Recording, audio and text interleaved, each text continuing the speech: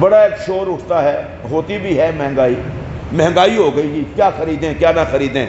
آپ اور میں مسجد میں بیٹھے ہیں، ایمانداری سے بتائیں کہ ماہ رمضان میں گھروں میں ہمارے جتنا دسترخوان پہ رونق ہوتی ہے، باقی 11 مہینے میں اتنی رونق ہوتی ہے؟ او بھائی گھر تو ہمارا ہی ہوتا ہے، آگے پیچھے بھی ہم ہی ہوتے ہیں، بچے بھی ہمارے ہوتے ہیں، تو کوئی یہ نہ سمجھے کہ ماہ رمضان کے یہ دسترخوان اس کے کمائی سے سج رہے ہیں۔ یہ نبی کا ایک فرمان ہے جو سارے گھروں میں دسترخوان لگوا رہا ہے۔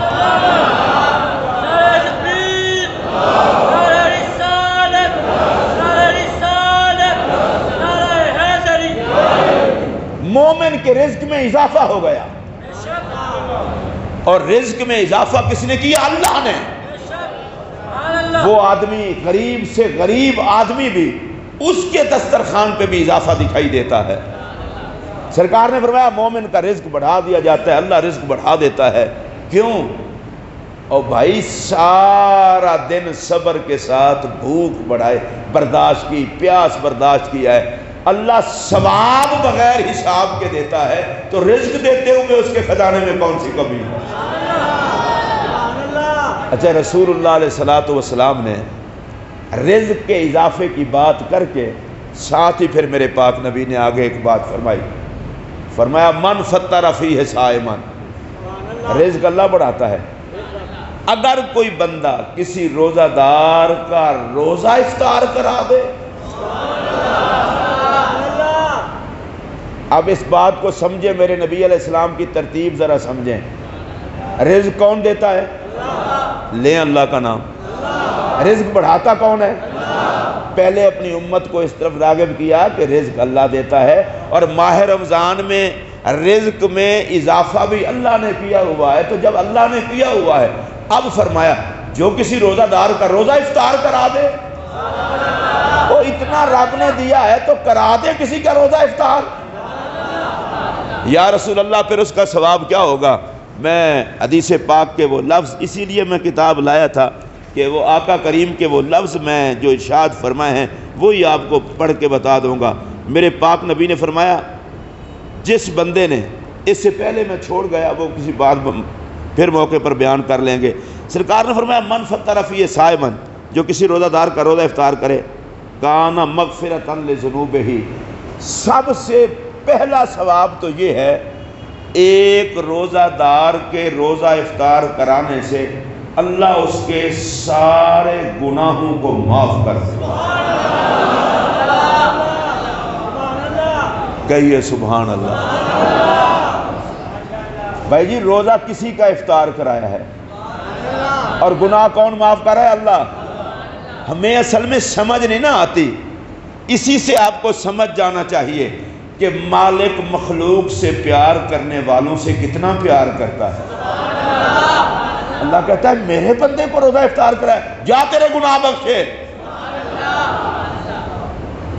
یہ جو ہم سمجھتے ہیں نا جی یہ کیا ہے، کوئی آ جاتا ہے ہمارے دروازے پر، اوے اللہ کے بندے، یہ خدا کے بندے ہیں۔ اب صحابہ کرام کی بھی عظمت کے قربان جائیں، یہ میں بعد میں عرض کرتا ہوں۔ سرکار نے فرمایا پہلا ثواب کیا ہے؟ گناہ سارے۔ اب دوسرا ثواب، نبی پاک علیہ السلام نے فرمایا دوسرا ثواب یہ ہے کہ روزہ افطار کرانے کی برکت سے اللہ اس کو جہنم سے آزاد کر دیتا ہے۔ اور تیسرا ثواب، رسول اللہ علیہ السلام نے فرمایا تیسرا ثواب یہ ہے کہ اللہ جتنا ثواب روزہ رکھنے والے کو دیتا ہے اتنا ہی افطار کرانے والے کو دیتا ہے۔ پیار سے کہیے سبحان اللہ۔ تین ثواب جب میرے پاک نبی علیہ السلام نے بیان فرمائے نا تو صحابہ بھی ہر بات کھول کے پوچھتے تھے۔ عرض کی یا رسول اللہ صلی اللہ علیہ وسلم، ہم میں سے ہر کسی کے پاس اتنا مال نہیں ہے کہ کسی روزہ دار کو اچھی طرح کھلا پلا سکیں۔ میرے اور آپ کے پیارے نبی صلی اللہ علیہ وآلہ وبارک وسلم نے فرمایا او یہ ثواب میں نے اس کا بیان کیا ہے جس نے ایک گھونٹ پانی سے روزہ افطار کرایا۔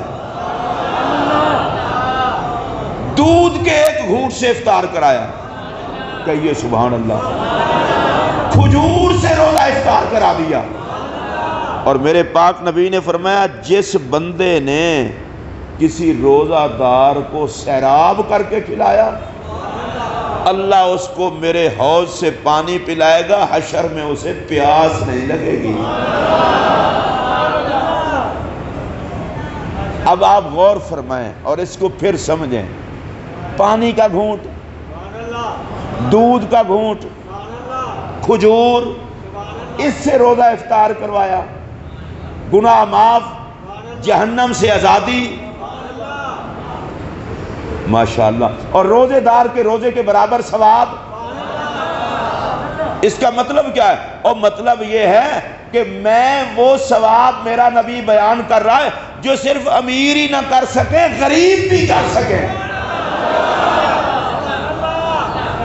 کچھ نہ کچھ تو کرنا، کہیے سبحان اللہ۔ لاکھوں خرچ کرنے ضروری نہیں، اللہ نے کسی کو دیے ہیں تو کرے لاکھوں خرچ، اوہ اللہ کی رضا کے لیے قدم تو اٹھانا۔ پانی کا گھونٹ تو دے سکتا ہے، کنجوس نہ بن، دودھ کا گھونٹ، ایک کھجور۔ اور میں منبر پر بیٹھ کر کہہ رہا ہوں، مالک نے بھی کیا بخشش کے بہانے رکھے ہوئے ہیں۔ رسول اللہ علیہ السلام نے فرمایا تھا اتقوا النار ولو بشق تمرۃ، اپنے آپ کو جہنم کی آگ سے بچا لو، اگرچہ کھجور کا ٹکڑا دے کر بندہ سچے دل سے اللہ کی رضا کے لیے کھجور کا ایک ٹکڑا بھی راہ خدا میں دے تو کھجور کا ٹکڑا بھی اس کو جہنم سے بچانے کا سبب ہو سکتا ہے۔ وہ مالک تو اتنا کریم ہے، تم 1 روپیہ خرچ کرو، رب اس روپے کو اپنے دست قدرت میں لے کر پہاڑ کے برابر کر کے ثواب عطا کرتا ہے۔ اللہ عطا کرنے پر کر رہا ہے تو کچھ تو کرو۔ اور اگلی بات بتاؤں، یہ پانی کا گھونٹ کس کو پلایا؟ بندے کو، کہیے سبحان اللہ۔ دودھ کا گھونٹ کس کو پلایا؟ کھجور کس کو کھلائی؟ اور ثواب کس نے دیا؟ اور بھائی کسی پر احسان کرو تو پھر اس سے توقع نہ رکھو۔ بندہ تو کچھ نہیں دے سکتا، رب تو سب کچھ دے سکتا ہے۔ اللہ بندے سے شکوہ کرے گا، شکوہ کرے گا اللہ بندے سے، میں بھوکا تھا، تو نے مجھے کھانا نہ کھلایا، میرے پاس کپڑے نہیں تھے، تو نے مجھے کپڑے نہ دیے، میں پیاسا تھا، تو نے مجھے پانی نہ دیا۔ بندہ کہے گا یا اللہ تو بے نیاز رب ہے، تو کھانے سے پاک، تو پینے سے پاک، تو پہننے سے پاک، اور آج تو فرما رہا ہے کہ میں پیاسا تھا۔ فرمایا وہ جو تیرے پاس بندہ آیا تھا وہ میرا نہیں تھا؟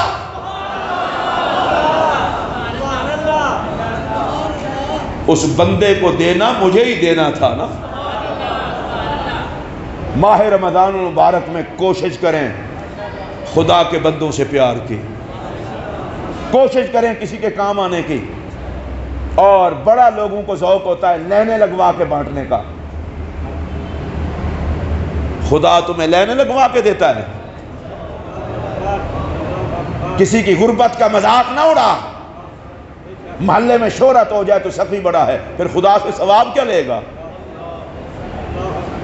میرے پاک نبی علیہ السلام نے فرمایا جو اللہ کے راستے میں اس طرح خرچ کرے کہ دائیں ہاتھ سے دے بائیں ہاتھ کو خبر نہ لگے، سرکار نے فرمایا قیامت کے دن اللہ ایسے سخی کو اپنے خاص سایہ رحمت میں جگہ عطا فرمائے گا، حشر کی دھوپ نہیں لگے گی۔ میرے بندوں کو چھپا کے دیتا ہے تاکہ کسی کی عزت محفوظ ہو جائے، کوئی ذلیل نہ ہو، کوئی مانگت شمار نہ ہو۔ میں 20ویں مرتبہ آپ کو بتا چکا ہوں، حضرت سیدنا امام زین العابدین عالی مقام علیہ السلام رات کی تاریکی میں خود سامان اٹھا اٹھا کے غریبوں کے گھر چھوڑ کے آتے، اور ان غریبوں کو بھی پتہ نہیں ہوتا تھا ہمارے گھر سامان کون چھوڑ کے گیا ہے۔